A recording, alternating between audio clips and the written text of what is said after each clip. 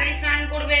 এদিকে আসো, এদিকে আসো, আয় তাড়াতাড়ি আয়, ব্লগ বানাচ্ছি, আয় আয় আয়।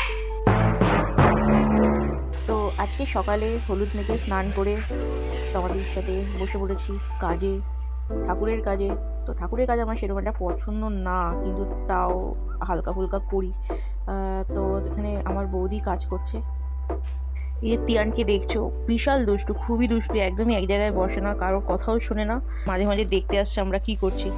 আর এখানে সব কিছু সাজানো হয়ে গেছে, ঠাকুরমশাই আসার মাত্র বাকি। সরস্বতী পুজোর সমস্ত আয়োজন মা তমাদি মিলে করেছে। এখানে আমার তমাদি সাজাচ্ছে। চুলগুলো বাজে লাগছে বলো। এখন বাছাবাছি চলছে, পুজো এখন দুব্বা বাজছে, ঠাকুরমশাই আসবে 8টার সময়। তমা বই নিয়ে চলে এসছে। তুই পরে রেখে দিবি। হ্যাঁ ভাজি করতে পারি না,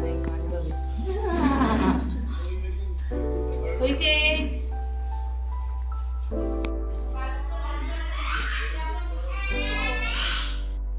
ওরে বাবা, শুলু সেজেছে কত সুন্দর, দেখি কি সুন্দর লাগছে। ঠাম্মিও ছবি তুলছে।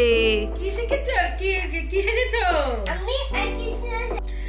ঠাকুর মশাই চলে এসছে 9টার দিকে। তো সবাই বসে পড়েছে পুজো দিতে। তো আমি এখানে ভিডিও করছিলাম। তো তারপর আমি এখন অঞ্জলি দেব। তো ততক্ষণের জন্য মানে ভিডিওটা অফ রাখছি, ঠিক আছে? এরপরে আবার কথা হবে। পুজো হয়ে যাওয়ার পরে কিছু ছবি তুলতে গেলাম।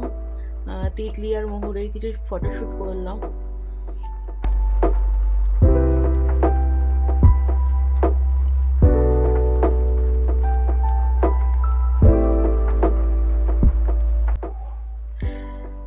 মা এখন রান্না করছে খিচুড়ি, আর ওপাশে সব তরকারি ফরকারি রান্না করা হয়ে গেছে।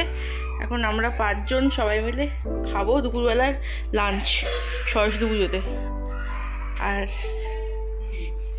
এই খাবারগুলো করেছে, এখানে আছে আলুর দম, আর এখানে কি আছে, এখানে হলো খিচুড়ির সাথে যে তরকারিটা খায় সেটা, আর এখানে আছে চাটনি, এখানে পায়েস, এখানে আছে পালং শাক, সব নিরামিষ খাবার। তো বন্ধুরা, ব্লগটা আমি এখানেই শেষ করছি। আমার হাতে আর সময় নেই, আর ফোনেও নেই কোনো স্টোরেজ, তার জন্য আমি ব্লগটা তাড়াতাড়ি করে বানিয়ে আমি সব কটা ভিডিও ডিলিট করতে হবে, আমাকে নেক্সট ব্লগের জন্য তৈরি হতে হবে।